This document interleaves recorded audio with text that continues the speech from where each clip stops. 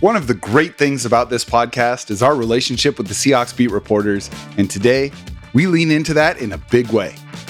The News Tribune's Gregg Bell joins us to break down Seattle's scrimmage, the latest news and rumors from training camp, and more.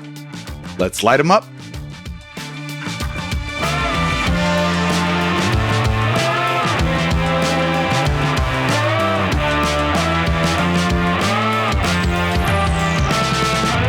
I'm Jacson Bevins, and this is Cigar Thoughts. Welcome back to the Cigar Lounge. I am Jacson Bevins, and along with my frivolous producer, Mike Barwin, this is the Cigar Thoughts podcast. Mike, how you doing today? I was doing great, but man, some of these descriptors are just getting hurtful, man. Damn. No, all good, brother. It's summer. We're in the peak of summer. It's wedding season, and training camp is upon us. So all is good over here, man. How are you? Yeah, man, I'm good. And you're right about that. Lots of hope for the future. This is the time of year where everyone is talking themselves into how good their team is, how good everyone looks, mostly without pads on or without contact. But, that's why I'm excited to have our guest today.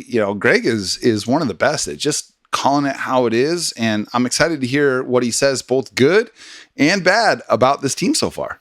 Yeah, the off season is a treasure trove of positivity and optimism. And like you said, everybody thinks that every shiny new addition to the team is going to make a positive impact, but that's not the way that things go always. Nope. So pieces need to gel together, and training camp is where you get to see that manifest in person for the first time. So it's great to have somebody with a little more realistic outlook and a perspective on what's actually happening on the field. Get into the lounge today for sure. Oh man, yeah, I'm so excited to talk to Gregg. But before we get to that, I do want to remind everyone listening that Cigar Thoughts is proud to be sponsored by Seattle Cigar Concierge and Balvenie Single Malt Scotch Whiskey, two companies whose products I enjoy on a regular basis. And those of you who've been with us all summer know this, but for those of you who are joining or rejoining us as we get closer to the season, we have teamed back up with Seattle Cigar Concierge for an exciting second release of the Cigar Thoughts cigars. It's the Cigar Thoughts Red Zone series, which combines a robust taste profile with a smooth Connecticut wrapper, and will be available to purchase using the link on the show page for the same discounted price of $149 for a bundle of 10 stogies that you're used to with the Cigar Thoughts Originals. My goal with these releases is to provide an avenue to high-end cigars without the high-end cost, and this partnership provides exactly that. In fact, these cigars sell for literally twice what we're offering them for on the open market when they're banded and branded by their producer. And the feedback on these stogies has been excellent so far, and we'd love yours as well. They also make a great gift, so get some for yourself or for someone else by following the link at cigarthoughtsnfl.com. Mike and I love doing this show, and there are two ways y'all listening and watching can help support it, so we can keep the episodes coming. One is by purchasing the cigars, which again come at an astonishing price for the quality. The other is by subscribing to our YouTube channel at Cigar Thoughts, where you can watch full episodes as well as the funny and insightful clips that Mike puts together. Give a thumbs up to the stuff you like, and let us know what you think in the comments. And of course, you can listen to us everywhere you get your podcasts. Now listen, we are so blessed with the guests we get on the show, and today is no different. This is the time of year where the guys covering the team on a daily basis have outsized value even beyond the excellent work they do all season, because so much of what's happening with the Seahawks right now is not publicly accessible the way the actual games are. And the gentleman joining us today personifies that excellence, offering even-handed coverage of the team, and we are stoked to have him back in the Cigar Lounge. He covers the Seahawks for the News Tribune. He is Gregg Bell. Gregg, thanks for coming on. Thanks, Jacson. I'll slip you the check here, and it's in the mail. Thanks for that introduction. Put on my tab. Put on my tab. Appreciate it. Thank you. Hey, I wouldn't say it if it wasn't true. I only do that with Mike. I appreciate that. Well, listen, man, we appreciate you having here, and we spent a lot of time covering the offseason from kind of more of a macro view, but we got real stuff happening in camp right now.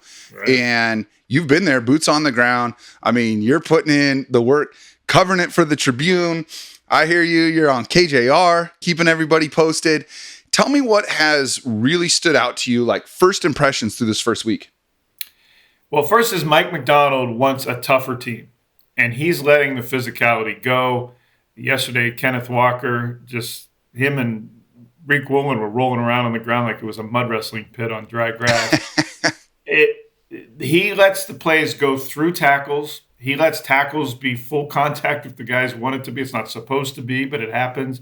I saw Marquise Blair on the Saturday scrimmage at Lumen Field at the end of a catch and run by D. Eskridge. He just picked Eskridge up, and Superfly Snuka hit him off the top rope. Just suplexed him and threw him down. And the defensive starters are running off the bench onto the field. Devon Witherspoon, I noticed, put his helmet on before he joined that fray.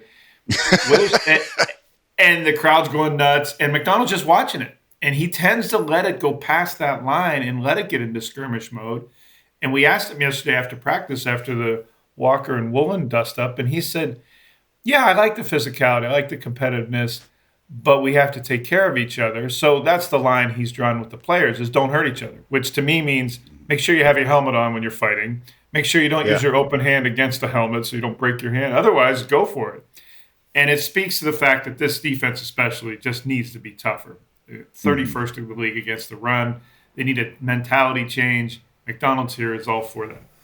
The second thing at quarterback, there is a gulf that's probably as wide as the north rim to the south rim of the Grand Canyon between Geno Smith and Sam Howell, between 1 and 2. And I've written this, and I still say this, that Sam Howell is closer to competing with P.J. Walker for the backup job than he ever is for meaningful snaps at starter right now. Yeah. His accuracy is all over the place. Again, yesterday in practice, guys, he was throwing balls way wide of the sidelines on back shoulder throws and fades. I mean, 3 or 4 yards out. There's a Boeing logo on the East practice field, painted on the field. Because it's happened so many times, I stepped it off the other day. It's 6 yards from the sideline. Sam Howell has hit that on a fly with passes at least a half dozen times in this camp. Man. Geno Smith has never hit that logo with a pass down the sideline, ever, in his 4 years he's been here. Yesterday in practice, when Smith returned for the first time since last Tuesday, it was noticeable how the accuracy was different with the starting offense. So anyone who harbored any thought that, well, they traded for Sam Howell and he started for Washington last year, so he must be a competitor for the starting job this year. No, he's not. The question now becomes for the Seahawks is, who is your quarterback of the future? I asked John Schneider that the night of the draft ended. He didn't like the question. But the point remains, both his quarterbacks are under contract only until 2025. And what happens after that, they don't have anything to go on until Sam Howell, the only thing they have to go on is what they're seeing here this summer in the preseason games, because Geno Smith will take all the meaningful snaps. Yeah, and I feel like, there's a lot of the folks who want there to be a quarterback battle, who maybe are still not on board with Geno, feel like the offensive regression falls more at his feet than I tend to. But, there's a lot of people that wanted this to be a quarterback battle, that wanted this to be potentially the contingency plan moving forward. But I got to think that it is helpful for the offense and helpful, especially for the young players, to just have a clear-cut quarterback one and to know that when I'm running these reps, I am going to be getting the ball on time where I'm supposed to be getting it. Absolutely. Most NFL teams don't want uncertainty at quarterback unless you're starting over. People forget this team is not starting over. Yeah, it's a middling 9-win team they had last year, but they weren't 4-13. They weren't 2-15. They're not starting over at the most important position. They have an incumbent quarterback who, I know it's easy to make the Pro Bowl these days, but he is coming off 2 selections of the Pro Bowl, the first 2 of his career. Mm-hmm. So, yes, to answer your question, the players want to know who's the guy and who they're going to rally around. Macdonald has openly talked about they have challenged Geno Smith in the leadership realm. They've asked him to take the next step of being a leader. So what's that look like? Well, he flew on his own to Texas this offseason, for instance, to work out with Jacson, Smith-Njigba in his home area of Dallas-Fort Worth. He hosted players at UCLA. Geno Smith did with DK Metcalf and others to work out down there. He did the stuff in the offseason to be the guy. And now during training camp, of course, he is the guy. And there's nothing that says he's not going to be the guy for 2024. The question again becomes, now next year at a $30 million cap hit with very little guaranteed money, easier to get out of. Is Smith going to impress and show enough at age 34 this year to warrant them to look for him beyond 2025? And if he's not, they have a decision to make. And that quarterback of the future, guys, after what I've been seeing in the first 10 days of camp, that quarterback of the future might not even be on the roster, might not even be in the NFL right now. Mm-hmm. Well, and it puts them in such an interesting position because I don't think we're expecting them to lose 13 games this year. They're not built for that, right? Like there is a whole lot of roster continuity between the teams that have won 18 games over the last 2 seasons and the one entering this season. Obviously, you have massive overhaul of the coaching staff, but unless there's crazy injuries, crazy bad luck, or these coaches just don't have it, it's not like Seattle's going to have a top 10 pick next year, most likely. And so it does make that quarterback discussion more interesting because as we saw over the last 2 years, the good ones, or even the maybe good ones, are all going in the top half of the first round. I mean, we saw 6 in the first 12 picks this year. And I don't think that, I mean, it might be a bit of an outlier, but I do think it's indicative of a trend. So Seattle is kind of in danger of being a little bit in quarterback purgatory. And we are seeing now good quarterbacks playing well into their mid 30s. But obviously that doesn't go on forever. And Geno's got less mileage than most 34-year-old quarterbacks, right? I mean, he hasn't taken the hits or had nearly the number of throws that most quarterbacks who are still in the league at 34 have. But yeah, it's going to put them in a really interesting position moving forward as far as beyond this season, especially if we get the 2022 version of Geno. I mean, it may force the team's hand. And with what quarterbacks are getting paid now, I mean, you look at the list of the top paid quarterbacks in the NFL, it's not like it's necessarily all the guys you want on your fantasy team. You know what I mean? It's Jared Goff and it's Jordan Love and it's Tua and Trevor Lawrence, who still hasn't reached the promise of what he was supposed to be as a prospect. So yeah, that's going to be super interesting subplot to watch this year. My question for you, Greg, is assuming that you have your knowledge of the game of football and of NFL football and what makes players good and what makes players struggle. If you didn't know any names on this roster, you didn't know any stats, you didn't know any contracts, you had just showed up for the last week watching training camp, who would you say were the best players on this team? Devon Witherspoon. No kidding. By far. I don't think it's even close. And I was starting to think that during last season. Now he has the skills, the experience, and the cachet in the locker room and in the league to back up his bravado. Last year, he was just a young kid mouthing off who it looked like he had some skills and he had the 5th overall pick tag. Now he's got a Pro Bowl season of excelling both inside at nickel as a run tackler. You guys imagine how much cachet he has in the locker room for being the ferocious tackler he is at 180 pounds. And then he started outside and shut down guys as a lockdown corner when he wasn't inside at nickel. He was the most influential player on a bad defense, albeit bad defense, but he was the most impacting player on the defense last year as a rookie playing 2 positions. I thought during the spring that Mike Macdonald was exclusively having him as a nickel, and I thought that maybe portended that he was just going to keep him at nickel and play nickel almost all the time. But now here in training camp in the last week, he has had Witherspoon outside at left corner where he started games last season. So it appears he'll do the same thing when they go base. Witherspoon will go outside. When they go nickel, he'll go inside. Trey Brown will start outside. But, he wags his finger at every receiver. Metcalf, he wags it at Geno Smith at every pass they throw. And it ratchets it up the intensity of the practice so that when Metcalf and Smith make a completion on him, they go back at Witherspoon. And Witherspoon angrily rips off his helmet and is kicking the ground because he gave up 1 completion in a practice in August. He personifies what Macdonald's trying to instill at all the positions with all the guys. And the fact that he's still only in his 2nd year, meaning the Seahawks get him for 3 more seasons, is all the better.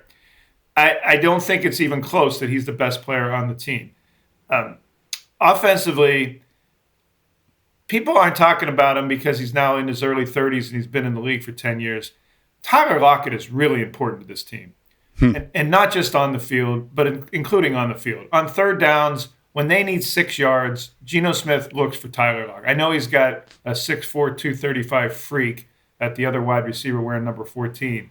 But I'm just telling you, when the blitz is coming and he's got to read and got to get rid of the ball, he's looking where 16 is because he knows 16 is going to catch it and fall beyond the line to gain. But in the locker room, with this transition of all the new coaches, I've watched it for my very eyes. Tyler Lockett has not only become a father, he's become almost a grandfather to some of these guys.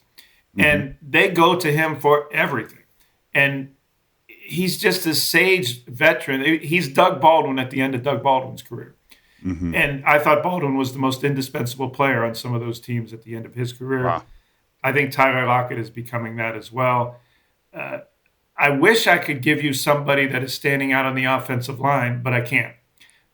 How much of that is, you know what, I'm just not seeing it, and how much of it is it's just hard to see that at this time part of the year? It was until about 4 days ago when they put the pads on, Jacson. And now that they go every day one-on-one pass rush drill, you can start to see, okay, what do they have? And the only consistent pass blocker on that offensive line in the one-on-one drills so far has been Charles Cross, the left tackle, who's the only sure thing on that line right now. I mean, Laken Tomlinson's going to start at left guard, but he's only on a one-year contract and he's 32 years old. Yesterday, Monday, for whenever you're watching this, Mike Macdonald opened up to, hey, center competition, wide open. I asked him because I saw Nick Harris starting for the first time during practice yesterday, the former All-Pro All Pac-12 center from Washington, who looked like he was way far behind Oluwatimi in the spring practices. And yesterday, Harris was the one. And then even the number 3 center, the rookie Tunsil they picked from North Dakota State a couple weeks ago, was working with the number 2s at times. Yesterday, Oluwatimi was at times the number 3 center. And I said, what's going on at center? And McDonald said, that's an open competition.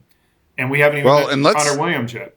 Yeah, I was just going to say, there's a lot of scuttlebutt because I think we all want Oluwatimi to be that guy, of course, right? You want the young late draft pick to win the job. And not to so many benefits that come with that. But they need a year-over-year starter at that position. They haven't had it since Max Unger 10 years ago. The interior of, center, guard spot, whatever, like it's so difficult. You're building this offensive line around those 2 tackles, and it's really difficult for them to play their best if the guys next to them are getting whooped every single play or every other play. And you're right. The vacuum since the Max Unger trade it's been a black hole there. And I'm glad you mentioned Connor Williams because I do think, like most fan bases, the Seahawks fan bases does not feel like this team is there yet, right? Like you just do need some top end talent. And when you look at the teams that make it past the first round of the playoffs, they generally have a pretty good offensive line. And for Seattle to have that, they need that center. Now, Connor Williams is very good. He's coming off his best year in Miami. And, he was kind of a salary cap casualty there, but this is, I think, one of only 2 centers to grade 85 plus in both run blocking and pass blocking by PFF last year.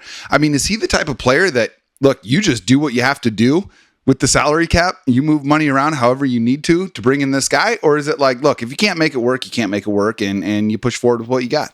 I don't think you just go top dollar with him, Jacson, because of the ACL tear. Excuse me.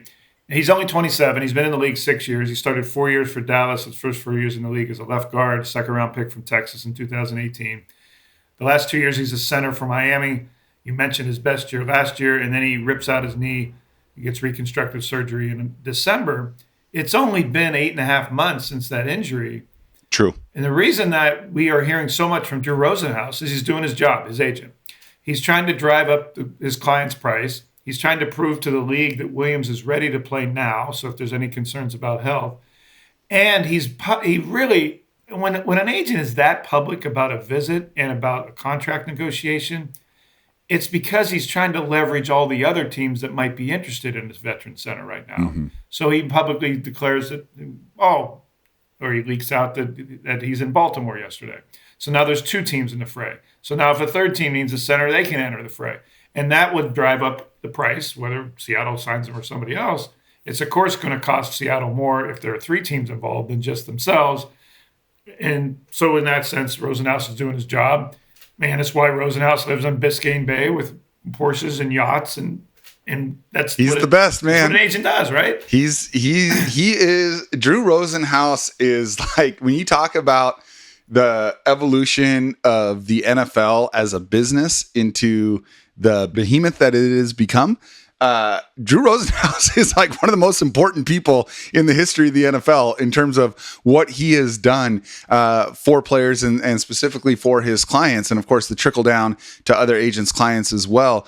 You're right about the ACL thing. To me, it's just worth the gamble.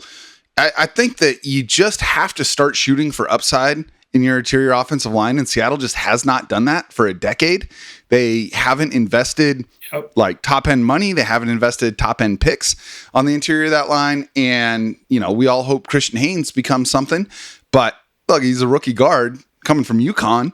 That's a big jump up. I am expecting it to take some time if he ever gets there. So, by the way, excuse me, Jacson, I'd take the gamble. So I hear you. And there has not been investment. They've been negligent at center for most of the last 10 years. Just so fans know, Christian Haynes has yet to have a first-team rep in any practice, OTAs, mini camps, or training camp. I keep waiting for it to happen. It hasn't happened yet. I had him on the show yesterday it's going to air today on KJR. And he says it takes a little while to get to the speed of the NFL game, but he did credit Jim Mora at UConn and his staff for preparing him schematically that this is not that different than what he did at UConn. He started 49 games for them. I came into camp thinking he was going to be the starter opening day. I'm surprised he hasn't at least gotten the chance to move in with the ones. And so far it's been Anthony Bradford at the right guard ever since he came back from the ankle injury, just to let fans know where that stands. Yeah, that was going to be my follow-up question. I want to switch back over to the defense because, look, I'm not worried about this offense, especially, assuming the offensive line is just not atrocious. That's even a big assumption, Jacson. I know. For the sake of conversation, let's say they're the 20th best offensive line take that. in the NFL. Then I have confidence in this offense to be top 12. And if you're a top 12 offense, you can win a lot of games. You can win playoff games. The defense, I said this last week, I don't feel like they, from a talent standpoint, were the number 30 defense in the NFL, which is, I think, what their DVOA was on defense. They're not the third least talented defense. I thought that it was really good ingredients, organically, locally sourced ingredients that were cooked poorly. Mike Macdonald has the reputation as being top chef, and he's got the groceries, but they also need to learn a totally different system. I saw the interview with Sean McVay recently where he was asked about having Mike Macdonald in the division, and he wasn't thrilled about it. He said when we played him, it felt like there were 13 defenders on the field, which is the same thing John Schneider said about the Ravens game in the introductory press conference for Macdonald. But it's great to have a great scheme, but it does mean players learning how to play a different way. Are you getting the sense that the defense is picking this up? Not as quickly as Macdonald wants him to. He has ratcheted back the pace of it. The installation of it has gone a little more slowly, and he doesn't like the communication that's happened so far. So he said the first few days of camp, they didn't communicate well. So they've had to back that up and get them back on the same page. What they're trying to do, guys, fans may know this, but if you don't, they are asking players to line up in one position before the snap when they break the huddle. And then there's a one-word command right before the snap, sometimes after the snap, where everyone's supposed to jump to a different position to confuse the offense. A three-tech defensive tackle becomes a 5. An end might go to the outside shoulder. He might go stand up. A cornerback might be poised to blitz, standing in the inside slot, and he runs out and flies out to the deep third like he normally would be. Those are just examples. The inside linebackers may become safeties, and safeties look like they're inside linebackers. It looks like too high coverage at the pre-snap, and then at the snap they jump into one high and bring a strong safety down in the box. They're trying to confuse the quarterback. The thing about that is, one, you have to learn, the players need to learn what those one-word commands mean and where they need to go on that. But two, they have to get the timing of that down to do it at the right time, so that everyone's synchronized and doing it at the same time, so you're not tipping off the quarterback before your teammates are moving. Right. And three, you have to know where your teammates are moving so two guys don't move to the same place. And then there's a wide open unaccompanied area of the defense. So they have to synchronize all three of those aspects in about 5 seconds at the snap with 70,000 people screaming and the quarterback getting paid $40-50 million to figure all this out. So that's going to take time. I don't think week 1 against Denver that the entire defense will be in and that the full Mike Macdonald Ravens experience is going to start September 8th at Lumen Field. Kind of nice they get Denver and New England to start. It's as a godsend.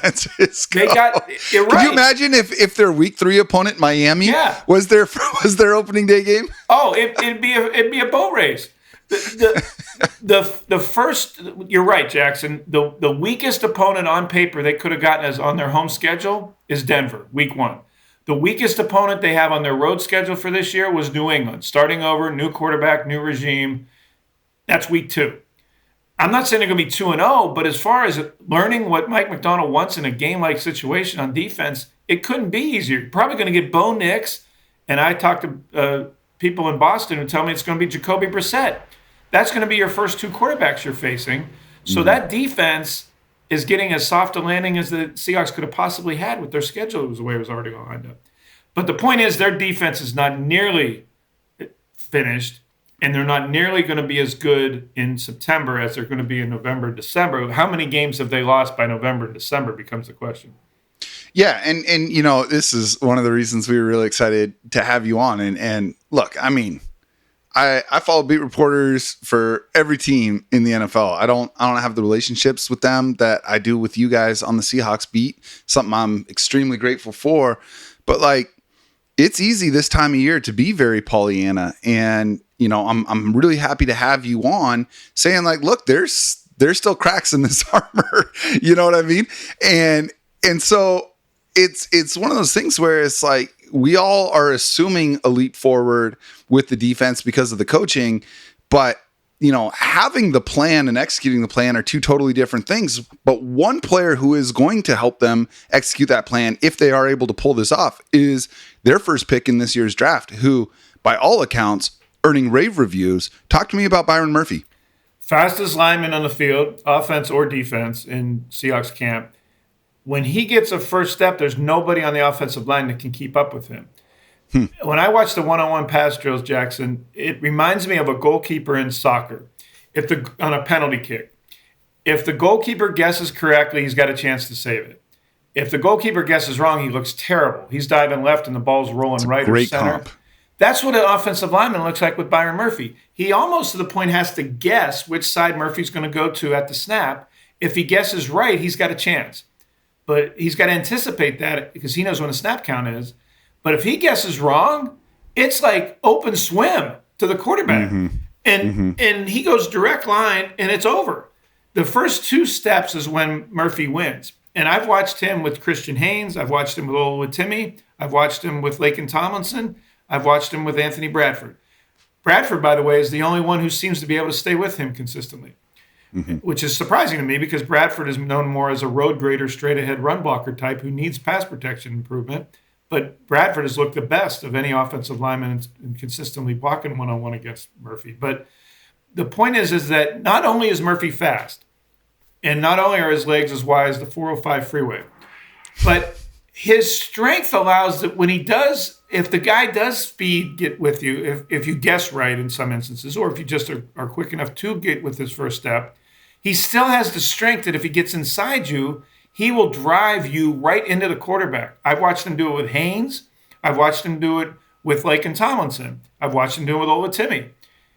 And he will get inside your pads, and once he's in here, it's just pushing him straight back like the blockers on roller skates.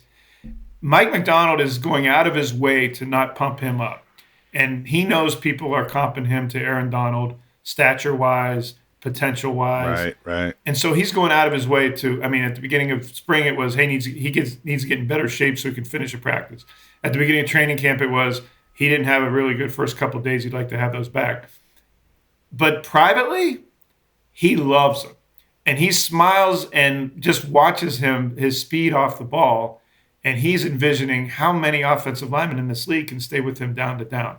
He's getting starter reps. I wouldn't get wrapped around, is he actually starting or not? It's going to be Hankins and Reed as your primary inside defensive tackles, and they're going to have Hankins as the true nose. Murphy, Reed, Leonard Williams, they're all playing 3 and 5 and sometimes even defensive end. I've seen Murphy as a left defensive end at times in nickel. Mm-hmm. So they're going to, when they, you know this, Jackson, but the fans, Seahawks fans who've been here for more than a day or two know, when their defense was rolling in number 1 in the league and going to the Super Bowls, they played 10 defensive linemen by the first quarter of games. Yes. And that was Pete Carroll's whole deal at USC too, right? Like fresh legs constantly. Right. But you got to have the depth to do it. Exactly. And they don't. They have about 6 guys right now. That's why I think Matt Cattell from Lakes High School and the Tacoma native is going to make the team as the only other true nose tackle along with Hankins right now. But to the point about Murphy, don't get wrapped around if you're watching about whether he's starting or not, because he's going to be a major contributor whether he's actually on the field for down 1 or not, because he's showing he can play the run and the pass with his quickness and his strength. I want to get to the scrimmage that took place at Lumen Field. But before we do, there's a couple of things that I want to touch on. And you mentioned Tyler Lockett earlier and his indispensability with this team, especially with such a young team. Right. But there's another guy on this offense that I think we're all waiting to make the jump and who I think was playing with handcuffs on last year. That's, of course, Jacson Smith-Njigba. My prediction is that we see Lockett out-target JSN until the bye week and JSN out-target Lockett in the second half of the season. Does that feel like something that can happen, or does there still feel like there's a gap there in terms of not only mastery of the playbook and the route running, but also trust from Geno Smith? Well, the trust from Geno Smith is real, and they need to develop that because, let's face it, Shane Waldron had Jacson Smith-Njigba as bubble screen god last year. I mean, he was Rondale Moore. It drove me crazy. Yeah, he barely – I think he was – for a while last year, he was the lowest in the league in yards, targeted yards from the line of scrimmage. It was only like That's right. 2 or 3 he was. yards. I think by the middle of the season, we're going to start calling him vertical Smith-Njigba. Good. He was so good at that in college. Exactly. You took the words right out of my mouth. I think about the Rose Bowl when he was Ohio State the next to last season, 347 yards. Yeah, it was like Tecmo Bowl for a wide receiver. Mm-hmm. So I think Grubb is going to do that.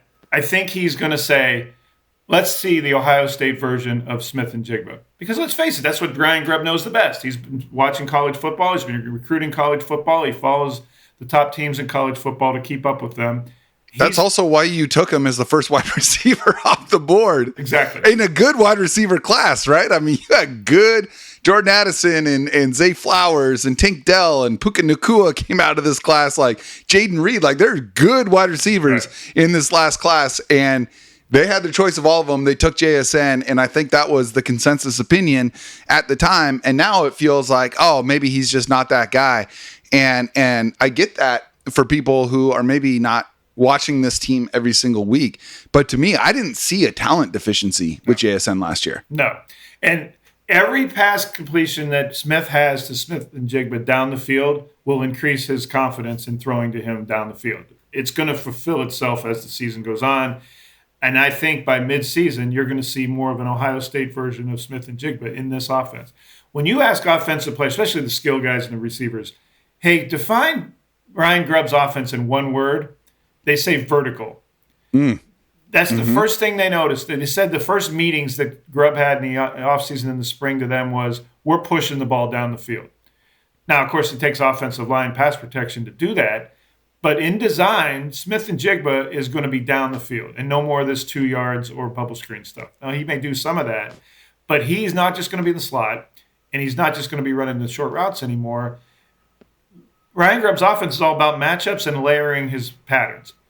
And what I mean by layering, if he gets the pass protection and has a run game like he did Dylan Johnson in Washington, which they intend to with Kenneth Walker if the offensive line does its part, then the play-action passes allow you to layer your routes with tight ends across the middle, short and intermediate, backs out in the flat, and then putting safeties in a quandary of who do I cover? Do I go jump on these crossers right in front of me, or do I be mindful and try to help bracket with over-the-top coverage, helping my corner? And when Rome Odunze was going and Jalen McMillan were going all over college football for 40, 50-yard routes, it's because guys like Jack Westover and their running backs were occupying the underneath coverage and making the safeties have to choose. All of that takes time. They had the best college football offensive line last year at Washington and allowed them to do what Penix and the guys did. If they can get the offensive line play to allow Smith to layer the coverage or layer the routes to put the safety in a bind, then you're going to get Smith-Njigba and Metcalf down the field one-on-one with a corner because the safeties are occupied in the middle of the field.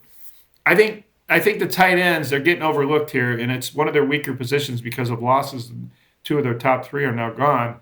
But Noah Fant has a chance at a big year this year. Oh, man. The way that Grubb runs his tight ends in the offense. The production hasn't quite been there in his NFL career, and I think a lot of that is situational. But we forget the prospect that Noah Fant was. I mean, he is coming from the greatest tight end program in the history of college football at Iowa.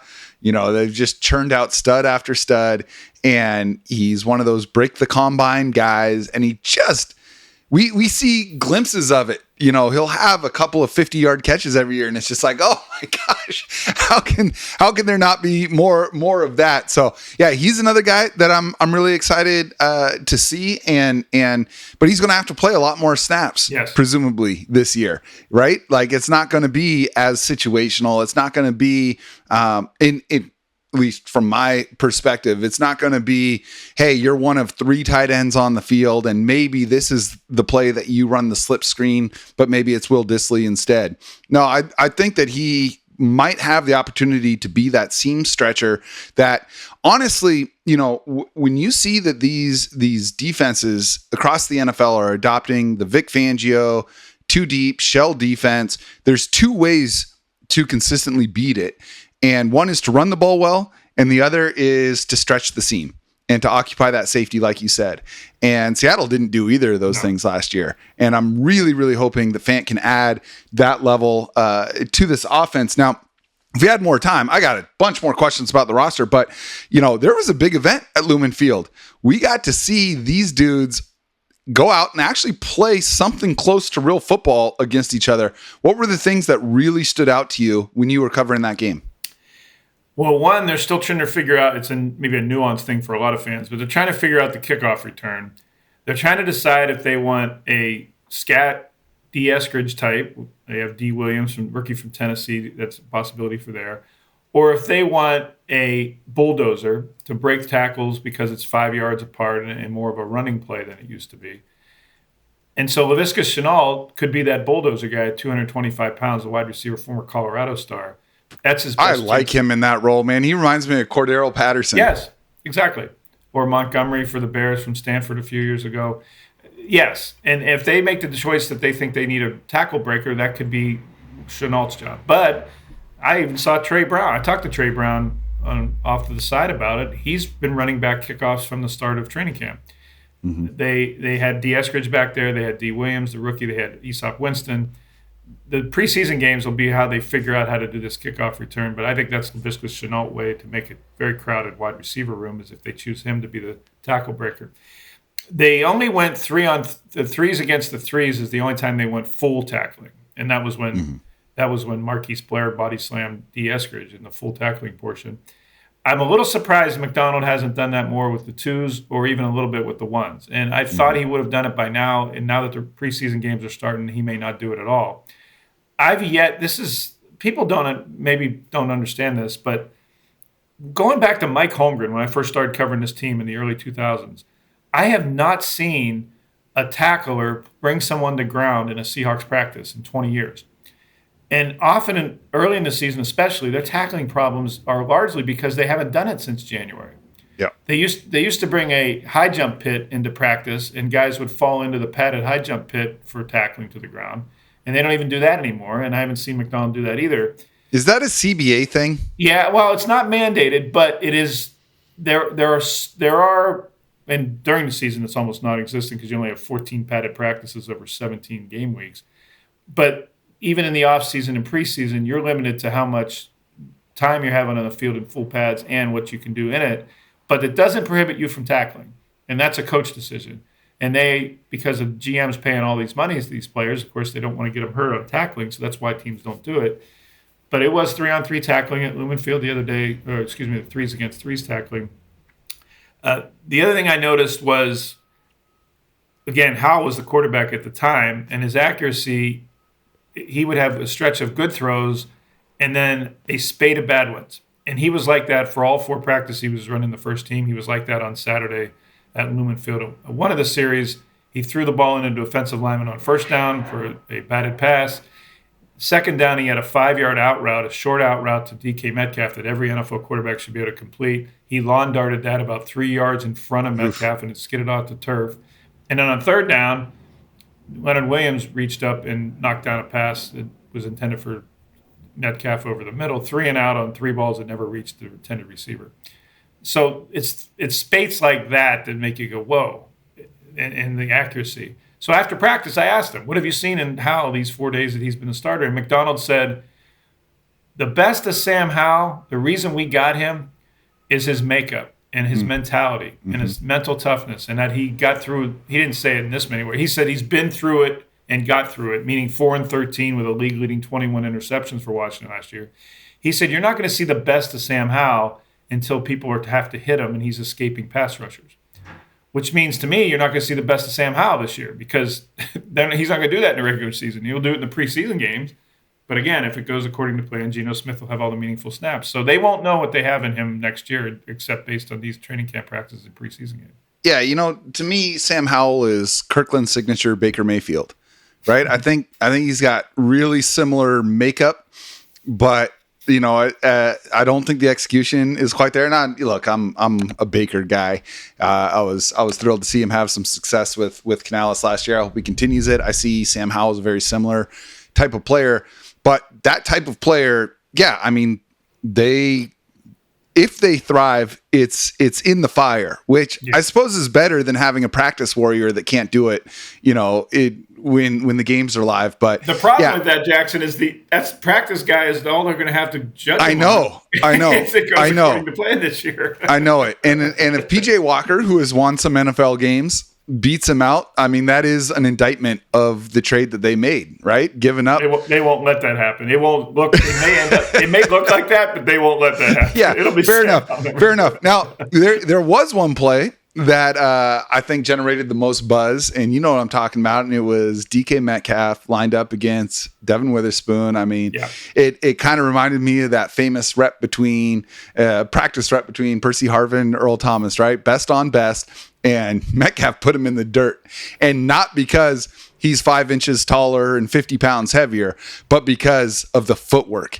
Yep. And he lined up on the right side and planted that right foot in the ground about 7 yards. I think you saw it because some fan pirated video. I know. Right? Shout out to that fan. Never do it again, but thank you. He's that been was awesome. Vaporized. Right. He's now in some detention camp somewhere. Oh, guaranteed, man. He's under the jail. But but that was an awesome thing to see.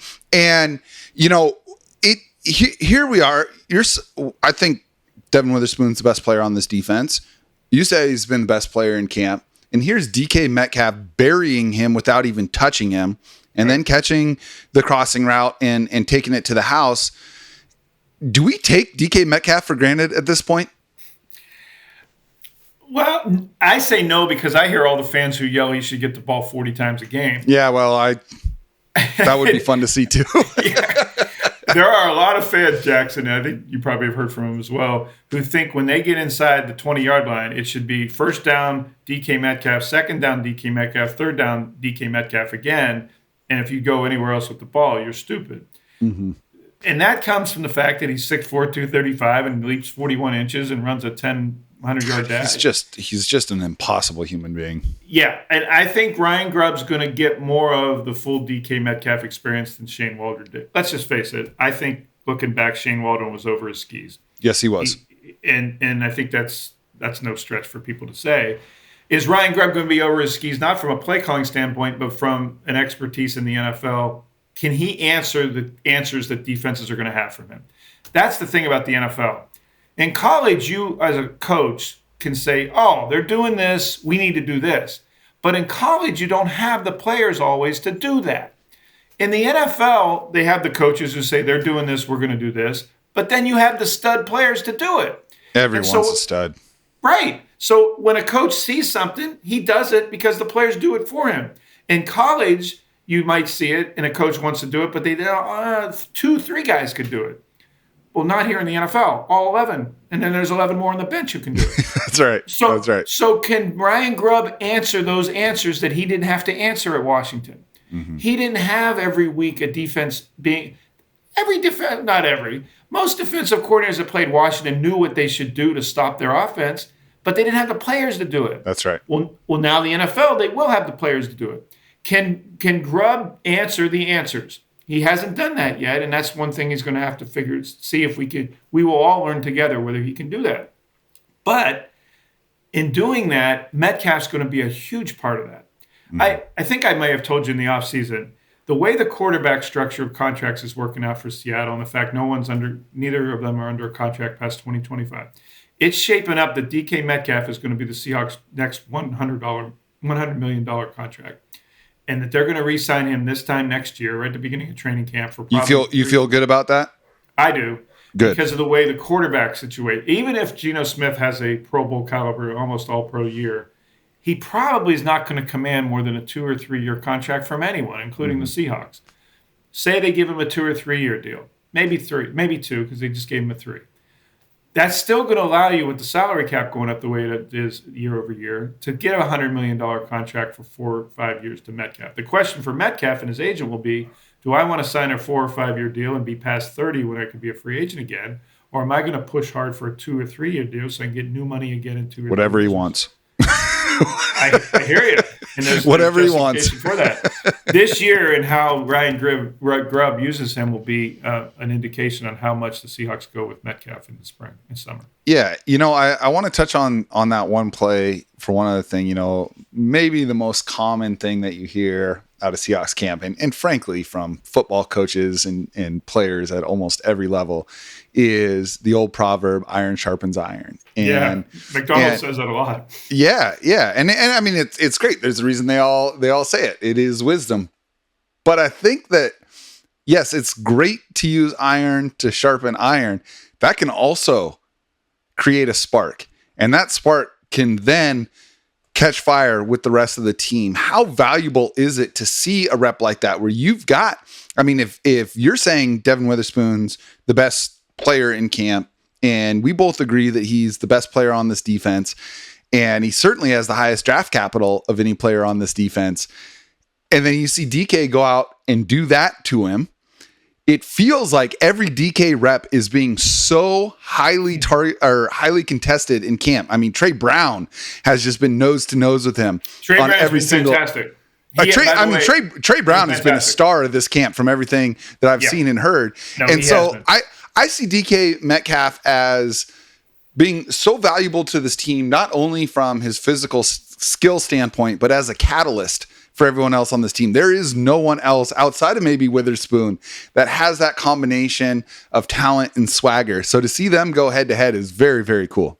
I've talked to Trey Brown about this on the side, not with the notepad or recorder out, and he said that DK Metcalf has made him so much better, and that he's the best he's ever been because of Metcalf going against him all the time. On Monday, Metcalf and Brown were split out wide right, one-on-one. It was from the 5-yard line, just the quarterback, receiver, and defensive back.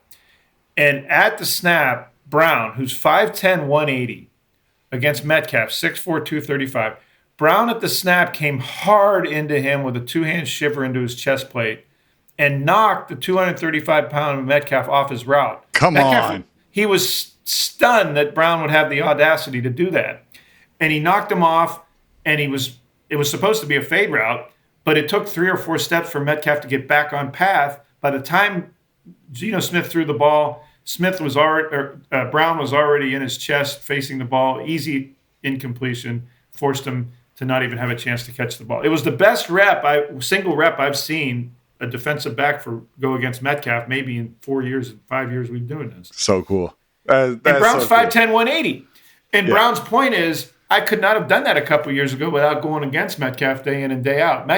Brown has gotten really good at using his body. Listen, I don't want to hear any word about DK being too hot-headed, playing too hard, playing through the whistle. Man, the stuff that doesn't show up in the box score is this stuff in practice that you're talking about. He is forcing his teammates to be better. And, by the way, and letting them hear about it the same way that opposing wide receivers are going to in the game. I think there is so much value in that. Yeah, absolutely. He does woof as much as they woof at him. By the way, as an aside to my Trey Brown story, I would play nickel 100% of the time because I'd want Brown and Witherspoon on the field my gosh. at the same time. Yes. Yep, totally. And we haven't even talked about Reek Woolen, who, by all accounts, seems to be having a very good camp and seems like the type of player that Mike Macdonald can get the most out of. He's got a chip on his shoulder that he didn't even have as a rookie. As a rookie, he was just learning kind of like Pete Carroll always said he didn't know what he was doing. He was just going on physical skill. But now Woolen has a chip on his shoulder, having been benched, having been doubted. He said, all the people who doubted me never played before. I get it. They're on their couches. So I love it. Coaches love when players think that way. I love it. Yes, sir. The strength of the team, obviously, is the secondary. So I'd put the most players I could from the secondary on the field at the same time, even go dime. Take off one of the linemen, go with 2 linebackers and 6 defensive backs at times. Love it. Love it. Okay. All right. Last couple things here before we get you out of here. I want to look forward to this 2024 season, and I want to hear the number one thing that you are most curious about with this team over the 17 games they got in front of them. Jacson, can Ryan Grubb be the Washington Huskies, Michael Penix, Rome Odunze version of Ryan Grubb with this offensive line? He wants to do it, but I don't know if he has the horses up front to do it. And I'm not sure that a Ryan Grubb light offense is going to get it done. We have to have the full Washington Huskies Ryan Grubb experience for this offense to be what it has to be. And for Geno Smith to max out and for DK Metcalf to max out. But I am still not – actually, right now I'm going to flatly say I don't think they have the offensive line to give us the full Ryan Grubb experience. Mm-hmm. So what is the short version – what is the shorter than full version of Ryan Grubb's offense going to look like for this team? I cannot overstate how much the offensive line will decide what they do on offense this year. And the most curious thing on defense is how long is it going to take to get Macdonald to doing everything he wants to do with the deception – the changes, the versatility in players, Leonard Williams learning 6 positions at one time.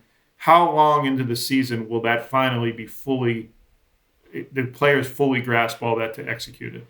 I don't think it's going to happen until later in the season. So the question becomes, like I mentioned earlier, how many losses have you absorbed before you got in the full defense to use? Fortunately, they don't play a first division game until week 6 against San Francisco at home. So they could take 5 games without playing a division game to figure all this out on defense, and they're going to use all of those 5 games to me. Yeah. Well, and that will be the test because Kyle Shanahan and Sean McVay have absolutely feasted on Pete Carroll defenses over the last 5 to 7 years, and it'll be nice to at least see something different. Hopefully a different outcome, but at least a different process. All right, last question for you. And same question we had Softy on last week. I asked him the same question. I'm gonna put it to you. Did you take a vacation after that visit? Man, I'm still recovering, man. All right. Okay, so here's the question. You right now, you have to pull $10,000 out of the bank account and bet it. But if you get this exactly right, you get $50,000. But you got to nail the prediction exactly. How many games do the Seahawks win this year, and where does their season end? Well, first of all, I'd probably be divorced after 27 years if I did something as folly as that. But because I had never done it, that's why I've been married for 27 years. I think they're going to go, if you had to pin me down, 10-7, same as it's been for the last decade, with a road playoff game, wild card, maybe get 1 win and then go end up in Philadelphia or Green Bay or Dallas or San Francisco in week 2 of the playoffs and get boat raced. Yep. I don't think that is literally my exact prediction. 10-7, lose in the divisional round. 100%. That's exactly where I've got them. That's why I'm on the show. The problem is, Jacson, they are not good enough along the line of scrimmage and haven't done enough of the line of scrimmage to eclipse San Francisco. And the only way you're going to not be a wild card is if you can beat San Francisco. So unless the 49ers have the injuries they had 2 years ago, when you got to rise up and pass them and get in the playoffs. If they don't have those injuries, they are far superior in the offensive and defensive lines, so you can't win the division. End of story to me. So if you can't win the division, you don't have home playoff games, your season's. Hey, listen, Trent Williams, I know you're a huge fan of the show. Just hold out, man. Hold out. Get all the money you need. Take a year off. Get all the money you need. Him and about 6 of his friends. That's right. Take them all with you. And bring the defensive line and Bosa and all those guys with him too, because that's what it would take. Yeah, I will say my parting thought on this is, look, the national perspective of the Seahawks is not optimistic, right? Vegas has them as 7.5 wins right now. I think that's like comically low. I think 8 is sort of the floor, barring, major injuries, Geno Smith missing a bunch of time, whatever. But the gap between them and the best teams in the NFC is still enormous. And so to me, 2024 is kind of a diagnostic year. You've got a bunch of guys on 1-year contracts, got a bunch of guys who are the team's going to have to make contractual decisions for next off season. And I think this is a tryout year, but I think the true test of what you've got with this new coaching staff is 2025 and beyond.